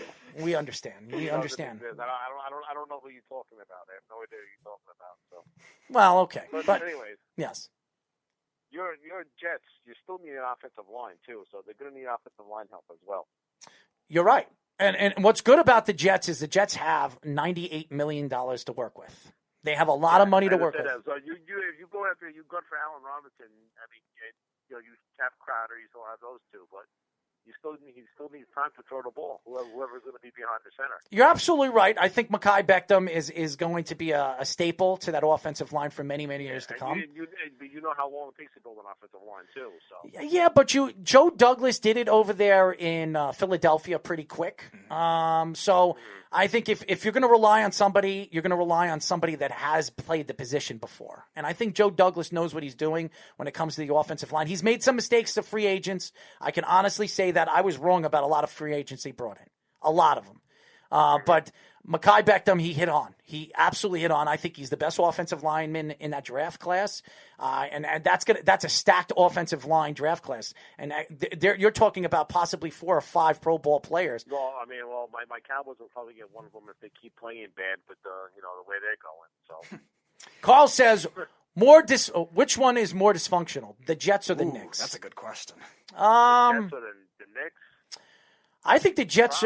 I think the Jets because I think the Knicks are moving in the right direction. I really think the Knicks. Now, but the Knicks were, I think, the most functional yes. organization in all sports. Oh yes, I think the Knicks have been the most dysfunctional organization in professional sports for the last 10 years. Phil Jackson there, it was terrible when Phil Jackson was there as the head coach. And Isaiah Thomas and all the other bad players. They have been coaches, GMs, whatever. They have been the most dysfunctional organization. But I think right now, it would probably be the Jets. I mean, the Jets are the most dysfunctional organization, I think, in football, in professional sports. But they're going to be moving forward because, like you said, they have $98 million to spend. Yes, they have. So does a lot of teams. A lot of teams have had tons and tons of money, a.k.a. your Cowboys, and they made some wrong choices. I mean, bringing back Lawrence, Jalen Smith. I mean, some of the moves that giving Ezekiel Elliott $60 million. I don't think it was wrong moves. They could have overpaid them in your eyes, which you think they did. I mean, I still would have brought them back, but I mean, what was the going market then? I mean, they got what the going market was going for, so that's the problem. Right, but they still need to develop a roster beyond that. So now, I understand that. But so now, one of the best linebackers in football, whoever's coming up, is going to want whatever they got now, and then the market always gets reset. It always gets reset by somebody. No question that it does, but sitting back and wondering what the Cowboys have done with throwing away money, they've thrown away tons and tons of money to the wrong guy. If you knew you were going to fire Jason Garrett, which they knew for the last 2 years, they were going to fire Jason Garrett. Why would you give Ezekiel Elliott $60 million? Why would you do that? I'm not in the office. I'm not there. That's what I'm saying. That makes no sense. He wanted more than Gurley. What did Gurley get? He got what? 50. What did he get? 50-something million guaranteed. $15 million. 15, and then Gurley got cut relatively shortly into that contract. So. Yes, he did, and Zeke wanted more than Gurley. So then because Gurley reset the market, and then now Zeke wanted more than him. So that's what happened. Yeah, but here's the problem. Ezekiel Elliott you didn't know who you were going to bring in as your coach, and Ezekiel Elliott was still under his rookie contract. Why would you extend his contract when you knew you were going to bring in another coach and you don't know if Ezekiel Elliott was going to fit his offense? Because honestly, I'll say it again and I'll say it over and over again. Zeke does not fit Mike McCarthy's offense, and you can see it. Mm-hmm. You can see it. He has been a bottom half of the league running back this year. I've said this from the beginning. I should have bet on that. Yeah. I should have bet on it. I really should have. It also has to do with their talent. They have no quarterback. They have no offensive line. If Dak was there, Zeke would have better numbers. Right? Really? Okay. How? Yeah. How? What do you mean how? Because Dak played the first 3 or 4 games. Ezekiel Elliott didn't run well. Mm-hmm. He didn't run well. Go look at Zeke's numbers. You're bringing in a new head coach, and there's no off-season workouts. There's nothing. Oh, so that's the excuse now. You went from if so Dak did Prescott, every other team. So I'm not saying. Let me ask you a question, Christian. You look what happens in Tampa Bay with Tom Brady. They're struggling too because they didn't have an off season. It's the same thing goes for everybody. Tampa's struggling now. They're only starting to struggle. They started 7-2 before that. Because everyone's in a new system. You got Gronk, you got Antonio Brown, you got Tom Brady, you got all these new guys in a new system, and they're trying to figure everything out. But again, every team is in that situation, and there are running backs. I'm not making that excuse with the New York Jets. When you have an off season, you move into things a lot faster. That's just how it is. So wait, let me get this straight. Okay, so first you said that if Dak Prescott was playing, Zeke would have better numbers. Then you say They didn't have any off-season workouts. Because they have a new head coach and a whole new coach. So why is it that Christian McCaffrey, who missed almost all the whole season, but when he does play under a new coach, a new regime, why does he still run the ball very well? Mm-hmm. Why is that? Even their backup, Mike Davis, when McCaffrey went down, the first 5 games he played, he was very good. And the Panthers have a worse offensive line than the Cowboys So do, why and is they have that? a new coach. And why is that? Why is that? McCaffrey's been there for how long? Not with the same coach. Matt Rule is a new coach in the NFL. He didn't even know. There was no off-season workouts. Christian McCaffrey was he was the best running back in the league last year, and before he got hurt, he was running towards being the best running back in the league this year. So you can't make that excuse that Ezekiel Elliott didn't have off-season workouts, because there are tons of running backs that didn't have that are having fantastic seasons under new coaches. Even looking at a team as bad as Jacksonville, their undrafted rookie running back, James Robinson, has been a top 10 performance running back this year. Jaguars maybe have a slightly better offensive line, but they have no quarterback. They have somebody new starting every week. They have a coach that's terrible too. So what's the difference with that and the Cowboys? I mean, the offensive line is probably a lot better than. It's a little better, maybe, but it's not a lot it's better. A lot better. They don't even have one starter on the offensive line. The center's a backup center, Joel Louis. Let me ask you a question. You watch the Bengals play, right? Not really. You know who Mixon is, right? You know who Joe Mixon is? Yeah, I know who Joe Mixon is. All right, Joe Mixon. Do you think Ezekiel Elliott is a better player than Joe Mixon? Yes. I will tell you, you're out of your mind. You're drunk. You're drinking something. Joe Mixon didn't have any off-season workouts. Okay, none whatsoever. And he's right now out. He's hurt. But Joe Mixon, when he was playing this year, he was running all over opponents with a rookie coach, a coach that, let's be honest, I don't think is any good. That's just my opinion. Yeah, he'll be on the hot seat. I don't think he's any good. But Joe Mixon with a new offense, a guy that's new in position. He's only been there for a year and a half. He's really not been there. The Bengals are terrible. The only bright spot that they have is Joe Burrows. Okay? That is it. That team stinks. Okay? Why is it that Joe Mixon is still running under a terrible coach, a terrible offense, and arguably one of the worst offensive lines in football? Please explain. I don't know. What teams are they playing? I don't know what The AFC North, which all has great defenses. Even the Browns. The Cowboys are playing in the worst division in football, in sports. And Ezekiel Elliott still can't run against those bad teams. He still can't. You're talking about some of the worst teams in professional sports. So according to you, you think Ezekiel Elliott's like a top 20 running back. That's it. The way he's played this year, he's a below-average running back. Joe, and people know. Bad seasons, it happens. Okay, but he's still a bottom half of the league running back, so Errol's statement of he doesn't fit Mike McCarthy's offense looks good right now. So you're basing the skill just off of this year. You're not seeing anything. I'm going to tell you right now, I wouldn't be surprised if Ezekiel Elliott gets traded in the offseason. I wouldn't be surprised. I wouldn't be. First of all, they don't want to keep that contract. They're under salary hell right now, the Cowboys. They have no money to spend. And Ezekiel Elliott, there'll be teams interested in him. You're not going to get much for him. You might get a third round or maybe at best a third round draft pick. They have money to spend. I showed you that article. They don't have money to spend. How do they have money to spend when they just gave Lawrence $100 million? They just gave Cooper, Amari Cooper. They've got 3 of the highest paid players at their positions in football. How would they have money? I will find the article and I will send it to you. Yeah, okay. When you have a whole secondary to fill, a whole offensive line, that's a lot. And then once you trade Zeke, if Errol's situation is right, you'll need another running back. So have fun. I'm telling you right now, Mike McCarthy is still the coach of the team at the end of the season, which quite possibly might not happen. I think he'll stay for another year. Yeah. He will be there for another year. But I'm telling you right now, if the Cowboys don't make the playoffs next year, he will be canned. Jerry Jones will can him. He will can him. I don't think so. I absolutely believe it. He is not going to last out of his contract. I'm telling you right now. And Ezekiel Elliott will not be with the team next year. I'm telling you right now. Mike, I'm not lying to you. Zeke will not be with the team next year.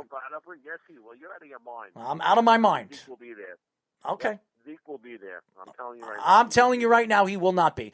Just like I'm telling you right now, by the time the season's end. I'd rather keep Zeke than keep Dak. Why? Dak is a better player than Zeke Elliott. He's proven to be a better player than Zeke. It's two different positions. It doesn't matter. Dak Prescott was a top 5 quarterback in the league before he got hurt. Ezekiel Elliott is right now below that. He's probably 21 or 22 in the NFL with yards rushing, touchdowns, and everything. How could you say that? So players don't have bad seasons? You're talking about when you're trying to compare Ezekiel Elliott to Curtis Martin and Barry Sanders. No, because none of those guys had bad seasons. None of them. Not Curtis Martin, not not Barry Sanders. Go look at their numbers. They have never had bad seasons. Never. So if you want to compare those guys to Ezekiel Elliott, you better come out swinging, because not one of those guys you can compare to as bad as Ezekiel Elliott has played this year. There's top players who had bad seasons. So like who? Like who? I don't want to hear that. Tell me the last top running back in the league that's had a bad season like Ezekiel Elliott this year. Give me one. Top of my head, I can't think of it. I have to go back. I have one. I have one. Todd Gurley had a bad season. That's right. That's the only one. That's the only one. That is the only one. And Todd Gurley's career is over. Todd Gurley's career is over. He'll probably retire after this year. I understand that. He had a bad year. But you still think Ezekiel Elliott's one of the best running backs in the league. He still is. He's not. He's not. He's not even a top 5 running back. Is he better than Dalvin Cook? Dalvin Cook? No. Okay. Is he? Okay, so there's one that he actually says. Christian McCaffrey, is he better? No. Saquon Barkley, is he better? Yes. You're on drugs. Okay. Joe Mixon. Joe Mixon, is he better than Joe Mixon? Hold on. Is he better than Joe Mixon? Yes. Is he better than either of the 2 Browns running backs, Nick Chubb or Kareem Hunt? Well, Kareem Hunt hasn't really proven himself, so he's better than Hunt. Really? He's had a good year. Kareem Hunt's going to have 1,000 yards. He's going to probably have 7 or 8 touchdowns. Ezekiel Elliott's not even going to touch his numbers. Alvin Kamara, how about that? You think Alvin Kamara? Courtesy from our friend Carl. Alvin Kamara? Yeah, is he better than Alvin Kamara? Yes. Oh, my God. You're on drugs, dude. Zeke has besides maybe last year, because Kamara was a little down, he has never been better than Kamara in any of Kamara's 4 seasons. Kamara still had 1,000 yards last year. Right, that's what I'm saying. He still had 1,000 yards last year. Kamara, since he's come into the league, even his rookie season was offensive rookie of the year. Alvin Kamara's had 1,000 yards every single season. Ezekiel Elliott hasn't. And Kamara's the best receiving back, routes-wise and catching-wise in football. If you want to compare Curtis Martin, Barry Sanders to somebody, maybe Alvin Kamara. Alvin Kamara comes closer. Or Christian McCaffrey, not Ezekiel Elliott. That's your opinion, and that's fine. That's not an opinion. That's a fact. Is that a fact? That's a fact. Outside of power running, what is Zeke better at than Kamara? What is Zeke better than Kamara? Outside of power running. Zeke can do it all. They just don't use him the right way. And Kamara can't do it all? Okay, so they don't use him the right way. No. Let me ask you a question. You hated Jason Garrett, right? I can't stand him. You couldn't stand him. Okay, so Ezekiel Elliott, his first year with Mike McCarthy, which you would have slobbered his you-know-what if you had a chance to, okay? When you heard Mike McCarthy was going to be the head coach of your Dallas Cowboys, we got the best coach available. We're going to be a great team this year. I remember you saying that. Did you not say that? Yeah, well, and that injuries happened, and they all got hurt. That's fine. Every team has to deal with injuries, okay?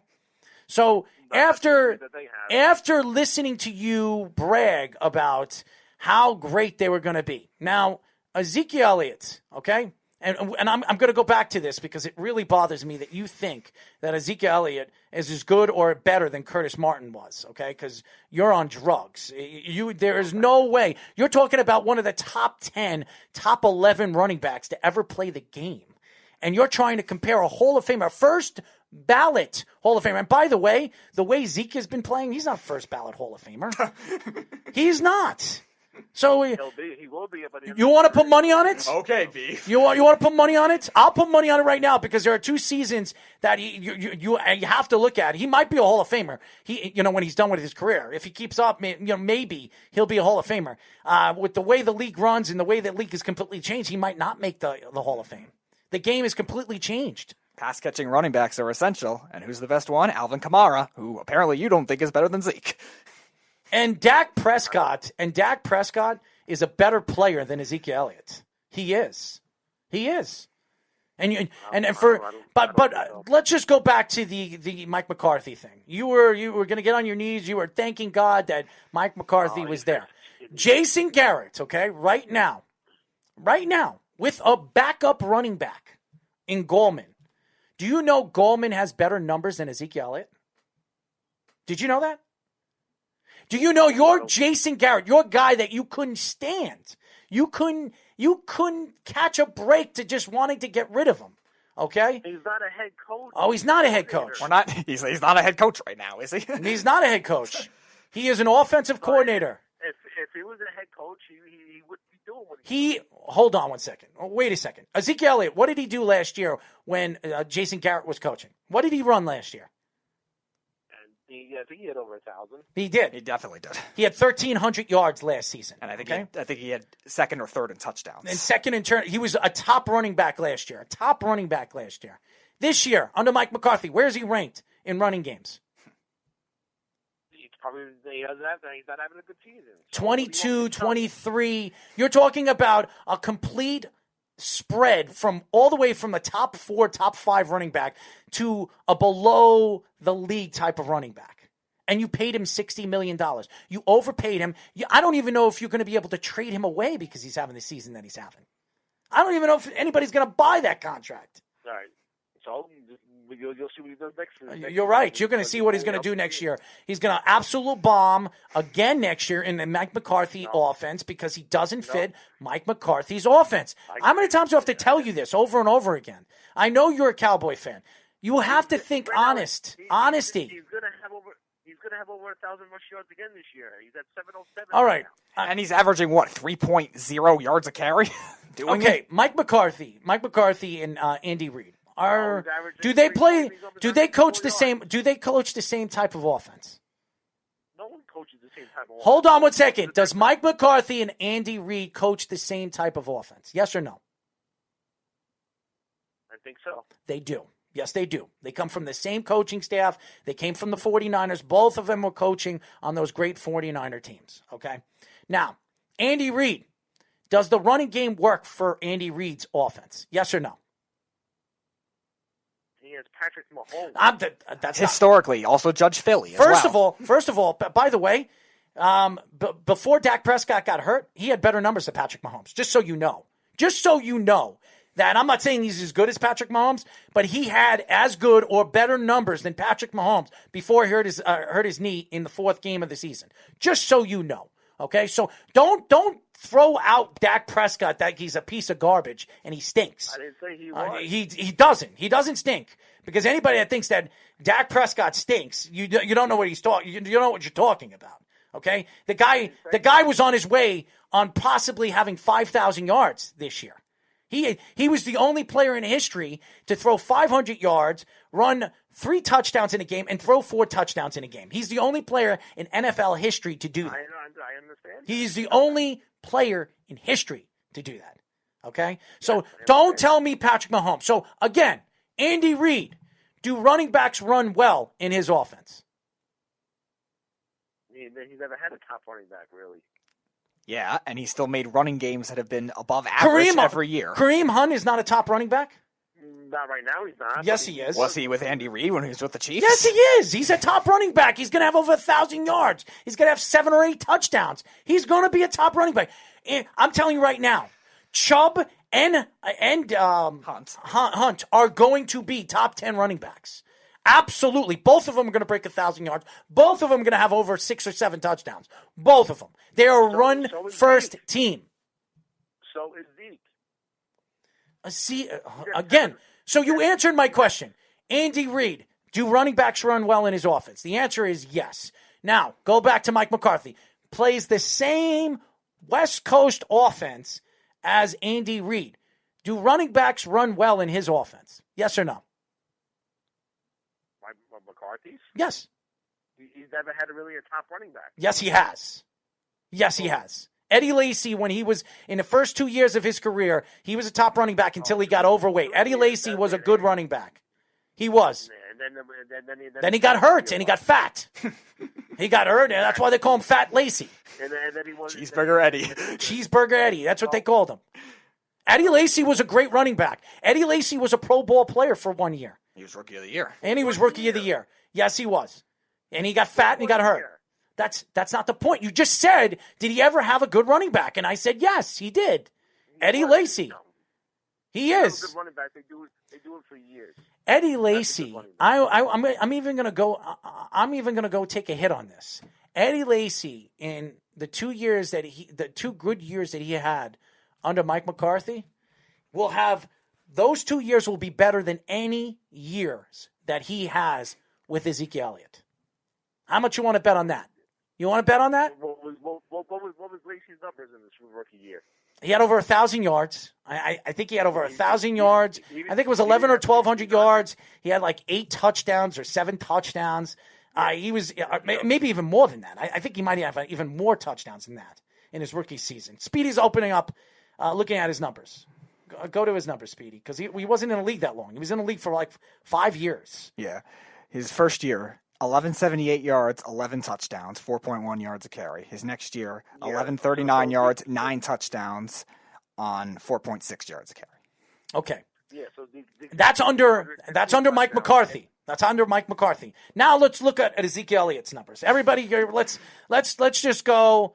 Let's just go and look up these numbers over here. Okay, here we go. He's at 707 with 5 touchdowns, averaging 3.9. Okay, here we go. Here we go. I have to see it here. All right, you're looking at his number. Yep. Okay, what is it? Yes, 7. Speed it. Come on, let's go. I can't see it. 707 yards, 5 touchdowns, averaging 3.9 yards a carry. So, Yes. Mike McCarthy, does Ezekiel Elliott fit his offense? Yes, he does. Oh my God. Anything I say. You see what I mean, ladies and gentlemen? He has 5 games to make up those 400-something yards he needs to top Eddie Lacy's second year. And he will. Okay, so you're claiming that Ezekiel Elliott and his offense is the same level of Eddie Lacy? Is that what you want out of a running back? Is that a running back that's better than Alvin Kamara? No. He gets better numbers than Kamara. Oh, my in God. his first 1, 2, 3, 4 years. Really? Are you also factoring receiving, though? Because Kamara is the best receiving back in football right now. Well, not running. A running back is a running back. Not in today's game. You also need to be a receiver, too. Christian McCaffrey had to 2,100-something scrimmage yards last year. He was an MVP candidate. Ladies and gentlemen, the Beef. By the way, are you another? He is another Ranger fan that actually thinks that the Rangers are going all the way this year. Am I right or wrong? I didn't say they will win the cup this year. What are they going to do this year? I can't wait to hear this. Yeah, here we go. They will be in the playoffs. Okay, in the playoffs. Okay, you get out of the first round. Yes. Get out of the second round. Depends on who they're playing. I don't know.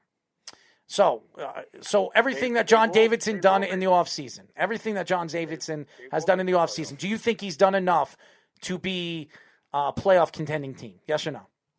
I think they are a playoff contending team, but to win it all, they're going to need another defenseman.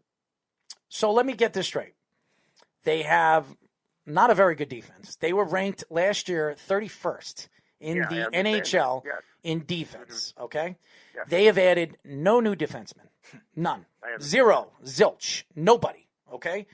You overpaid for Trouba, okay? A guy that is highly overrated. You should agree with everything I say, okay? No, Fox, the young kid. Everybody said, "Oh, he's better. He's better than Noah Dobson." Blah blah blah blah blah blah blah. What did he do in the playoffs? You're comparing. What did he do in the playoffs? It wasn't a really playoff. What did he do in the playoffs, Steve? Just answer my question. It wasn't a real playoff. He did nothing. That's the answer. That's the answer. I'm gonna help you out. He did absolutely zero. I'm sitting next to a Ranger fan, a diehard Ranger fan. Speedy is as big a Ranger fan as you are. He is a diehard Ranger fan. Adam Fox will be a good defenseman in this league. Who? Yes, he will, but that's still only one guy, and Trouba's another. That's two defensemen. You need more than that. Fox is an offensive defenseman. He is every single thing that the Rangers do not need. They do not need an offensive defenseman. They need a defenseman. They need a Boychuk. They need a guy like that, even though he's retired. But they need a guy that can hit, cause ruckus. They thought Trouba could do it. Trouba is not a defenseman. He's an offensive defenseman. Every single guy, even Keandre Miller. He is an offensive defenseman. He's not a defenseman. Again, you're not looking at the big picture here. To win championships, Beef, and you know this in professional sport, you need defense. The Rangers don't have it. JD, John Davidson, who I think is a good GM. He's never won. You could still win a cup with a lot of offense because the Pittsburgh Penguins, they did it. Yeah, they're the only team that has had a below-average defense, and they've won cups. In this decade, that's literally the only example of that. The Blackhawks. Even Carl's saying right over here, even the Blackhawks won a round. The Rangers couldn't even win a game. They didn't even win one game. How many goals did they score in 3 games? I think they scored 4. I think 4, yeah. They scored 4 goals in 3 games with Panarin, Zibanejad, and all those offensive firepower players that you have. Now you add another offensive player. Is that going to make them that much better? Yes, they will be. Okay. Mm-hmm. You'll see.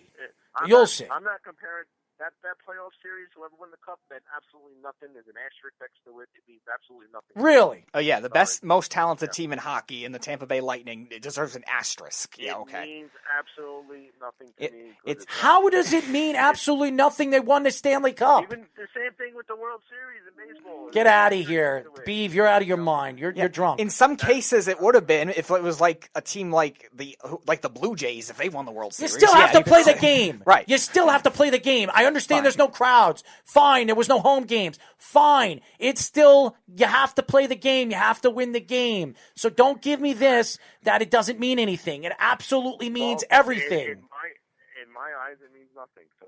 In your eyes. And who are you? Yes. Who am I? I love you, Beef. You're one of my good friends. You're one of my good friends. But, man, you are clueless Beef. You're the clueless wonder. No, I'm not. Yes, you are. And you can't tell me how You're lost. You are absolutely lost. You still think Ezekiel Elliott's going to play well on that offense, which you're on drugs, and then you honestly think that the Rangers are going to they're going to actually win a round in the playoffs. They're not. They'll be lucky to make the playoffs. They'll be lucky to make the playoffs. How's that? That's going to be the answer. That they'll be lucky to make the playoffs. Okay. You'll see. You'll see. I told you that Ezekiel Elliott was not going to fit Mark McCarthy, and I told you that the Cowboys weren't going to make the playoffs. I told you that was going to happen. I don't care if Dak Prescott's hurt. I don't care. Yes, I did. Yeah. Yes, I did. I said the Cowboys. I picked the Cowboys not to make the playoffs. I picked Philadelphia to win the division. Yes, I did. I said the Cowboys are not going to win. I even said that the Giants might have a better record than the Cowboys this year. No. Yes, I did. Yes, I did. He did. Yes, I did, Beeve. I'll pull it out. I definitely did. I said the Cowboys are the third worst team. You told me in person that the Cowboys have a shot to win the division. A shot is not picking them to win the division. When Errol and I had the same 6 out of 7 playoff teams, except we both had the Eagles winning the division. He had Minnesota, I had Arizona. And only difference. And I said, when I made my picks, maybe whatever I said to you, I could say that to all the teams. Yes, any team has a chance to win the division. But when I made my picks, I said Philadelphia 1, Giants 2, Cowboys 3, Washington 4.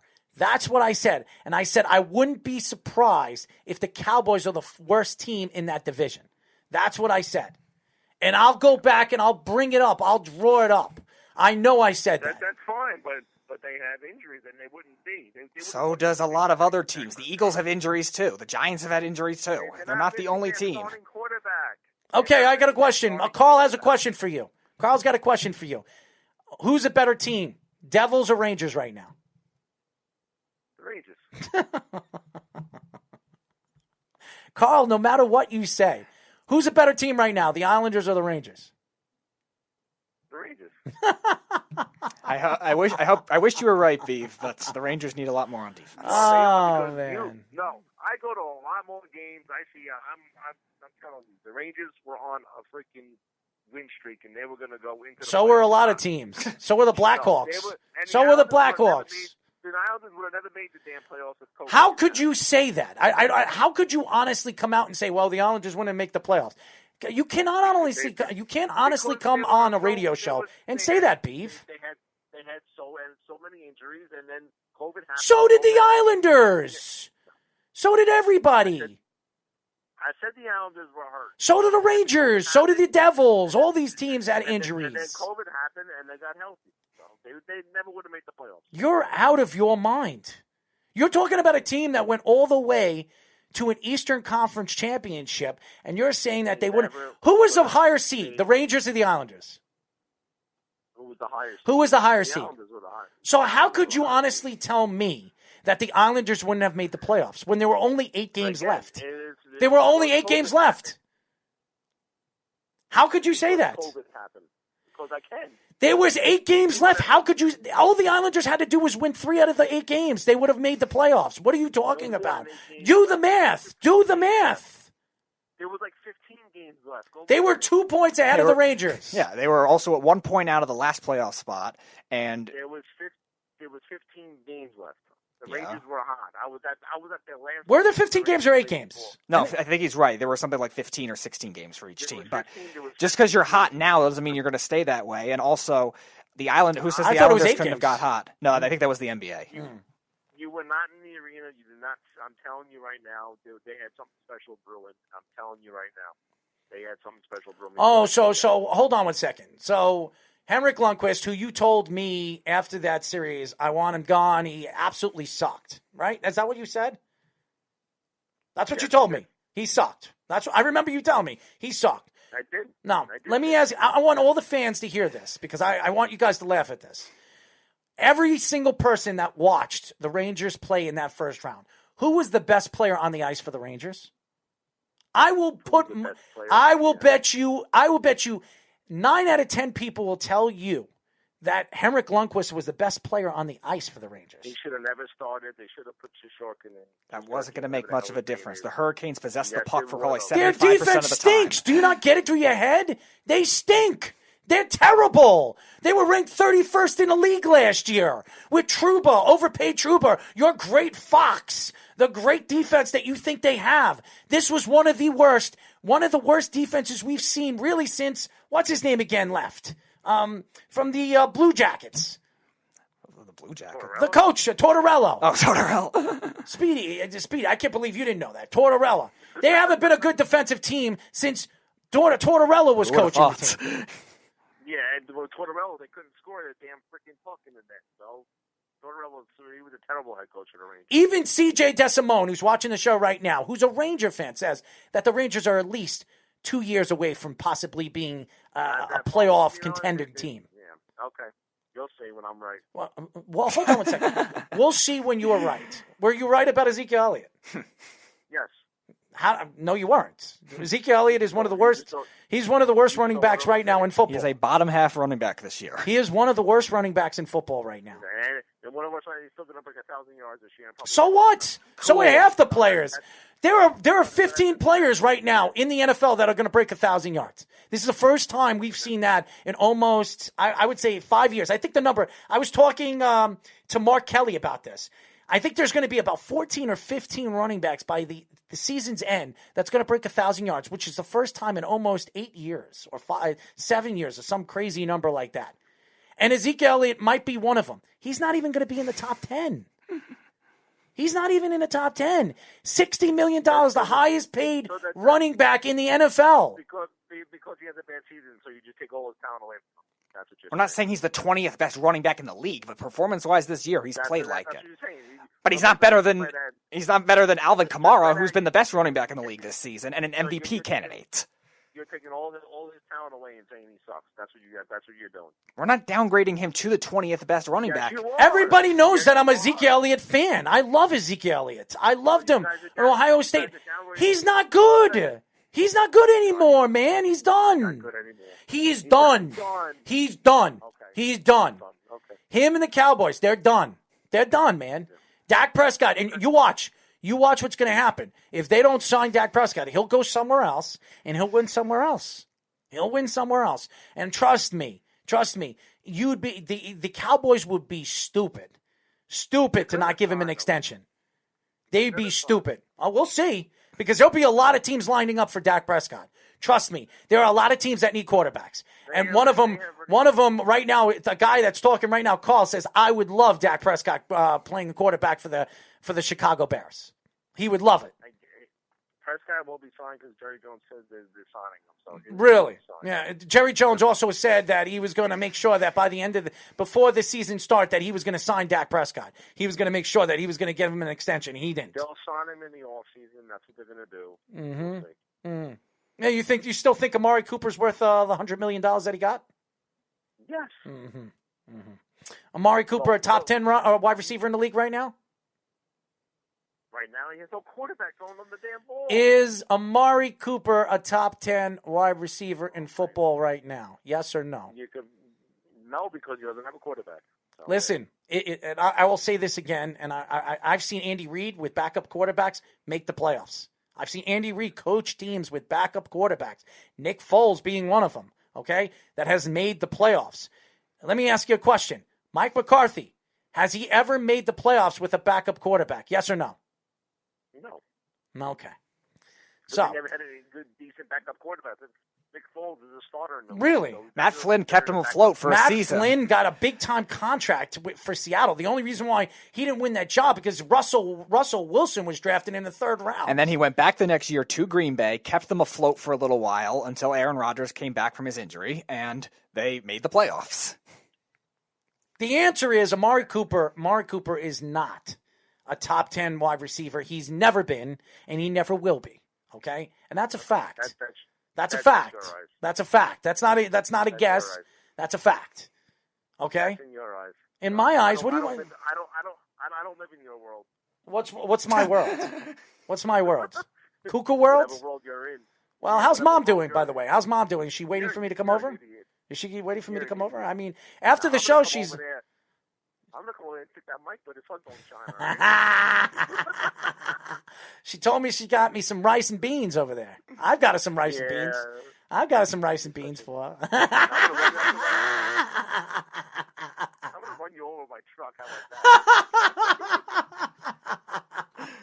Tell Mom I'm on my way over after the show, man. And then I'm going to run you over with the truck, and I'm going to take over the show. Ooh, wow, that's a vicious attack, man. I didn't do anything wrong to you. I'll have a threesome with you and Speedy's mom. Oh, how's God. that? No. You can take pictures. Not me. I want no part of that. Beef, thanks, man. Oh, thank you. You got it, guys. Beef. Yeah. Oh, yeah. The crazy conversations we have with the Beef. Oh, yes. Now he's a better running back. We missed the ghost calls. We missed it. We missed that big time. I think that was better. Zeke is a better running back than an MVP candidate in Alvin Kamara. Oh, yeah. Oh, yeah. That's a sell. Anybody, we got to put that up as we got to do that as what do we do that? A poll. A poll. That's what we're going to do. We're going to do a poll after the show. Who would you rather on your team, Kamara or Zeke? All right, over under 90% of votes for Kamara.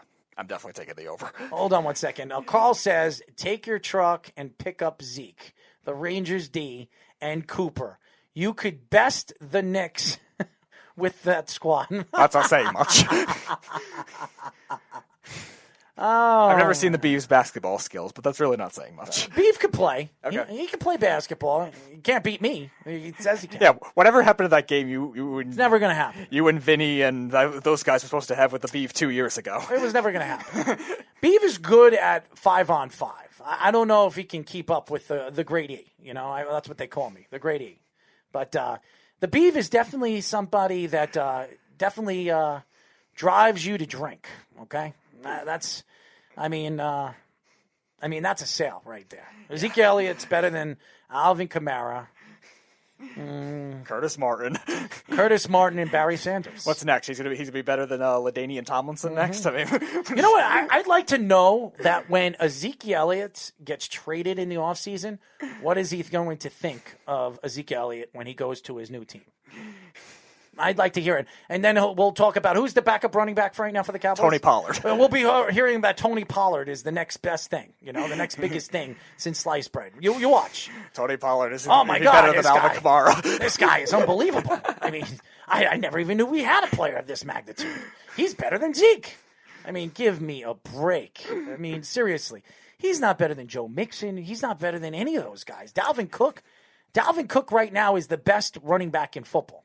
Right now. But even if you want to judge to a lower level, he's not better than an undrafted rookie for the Jaguars and James Robinson. He's not better than Jacobs. He's not better than Josh Oakland. Ronald Jones. He's not better than this year. I mean, the list goes on and on.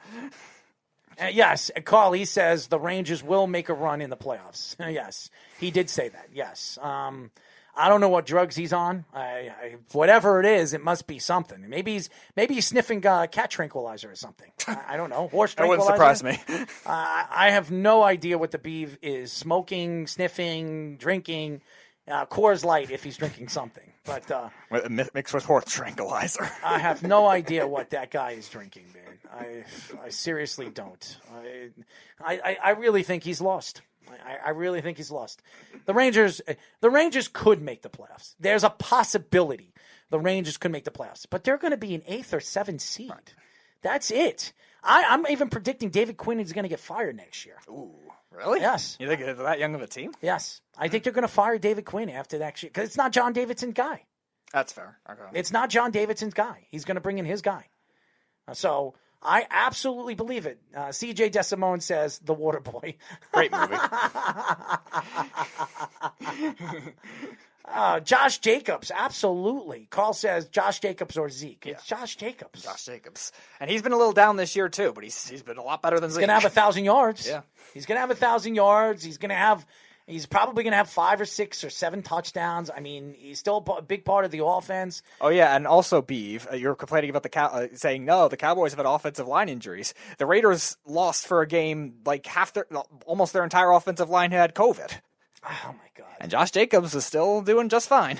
Some of the things that he said, it contrasts anything that he said. It really does. I mean, because we can pick players and we can pick quarterbacks and we can pick running backs that are playing behind coaches that are on the hot seat or rookie coaches right now that didn't have an off season and have had good seasons. Christian McCaffrey was on his way.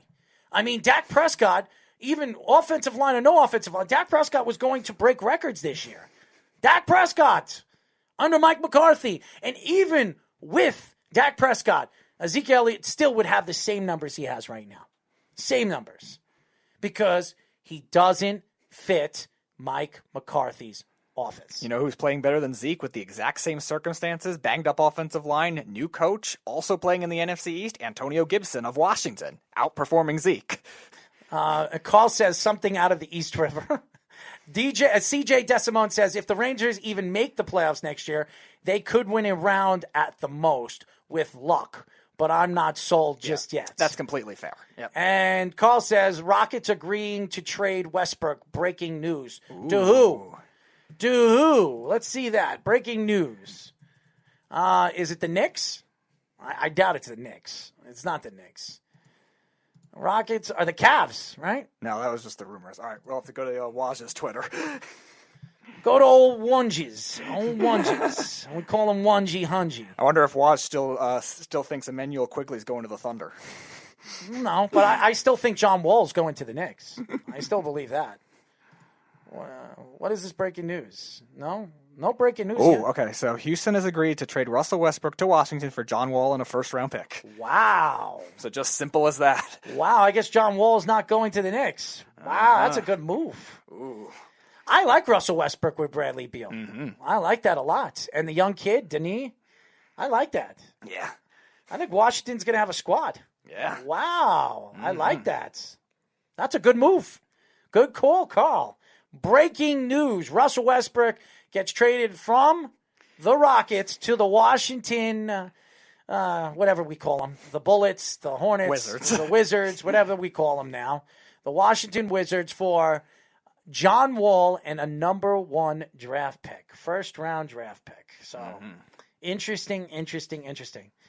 Well, it doesn't look like John Wall's going to the Knicks, unless they're trying to get somebody from the Knicks. Oh, sign and trade type thing. Yeah. Unless they're trying to get somebody from the Knicks, I have no idea. We always know NBA trades. There's always some third team involved with everything. Who knows? I don't know why. Well, maybe there's some kind of story that's going to come out that James Harden and Russell Westbrook didn't want to play together with each other. Maybe that's the truth. Maybe there's some kind of truth to that. Wow. Breaking news. Breaking news by Carl Falk, ladies and gentlemen. Anyways, we did not have our ghost calling today. That sucks. We will do it next week. I promise you guys. It's definitely going to be funny. We'll have it all planned for you guys. Carl, CJ, Kenny for calling the show, all the guys that listen to our show, the Beeve with his craziness, all the fans that listen to us every single day, our network.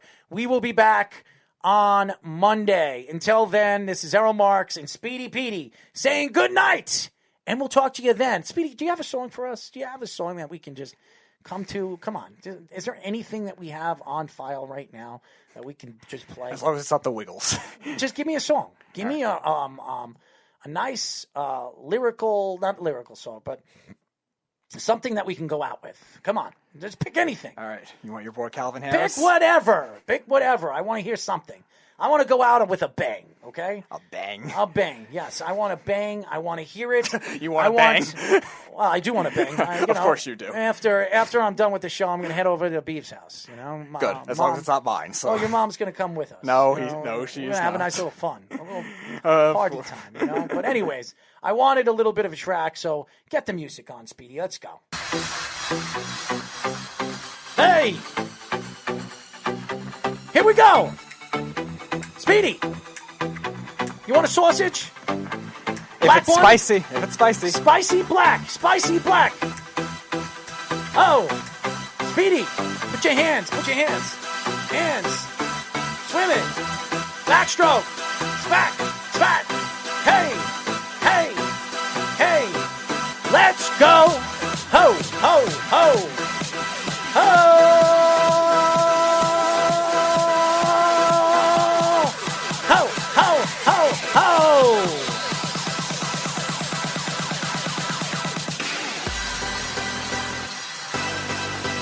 Hey! What? Hey! Hey, Zeke Elliott! Is he a top 5 running back in the league right now? Absolutely not. Is Alvin Kamara better than Zeke? Absolutely is. Is Speedy a better running back in Mike McCarthy's offense than Ezekiel Elliott? Absolutely. So that's it. That's all I'm going to say. And all I'm going to say is good night to you all. And we'll see you next week.